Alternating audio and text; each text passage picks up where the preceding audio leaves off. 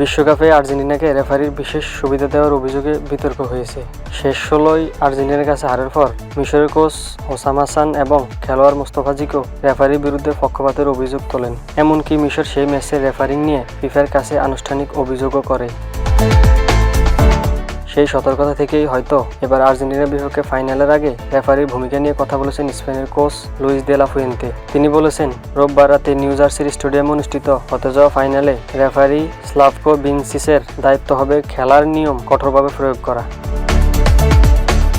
স্পেনের কোচের মতে, রেফারি কোনোভাবেই শিথিলতা দেখাতে পারেন না বা নিয়মের সীমা অতিক্রমের সুযোগ দিতে পারেন না। একই সঙ্গে তিনি সতর্ক করে বলেছেন, স্পেন নিজেদের খেলার পরিকল্পনা থেকে সরে গেলে ভুগতে হবে। তবে রেফারিদের উপর নিজের পূর্ণ আস্থার কথাও জানিয়েছেন স্পেন কোচ।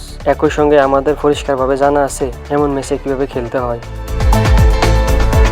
সর্বশেষ ইউরোজয়ী কোচ আরও বলেন, আমরা ফুটবলটাকে ফুটবলের মতোই খেলতে স্বাচ্ছন্দ্য বোধ করি, নিজেদের ভাবনায় অটল থাকতে চাই, কোনো উস্কানিতে পা দিতে চাই না। অবশ্যই এর মানে এই নয় যে আর্জেন্টিনা এমন কিছু করবে। ডেস্ক রিপোর্ট, আমি এলটিভি।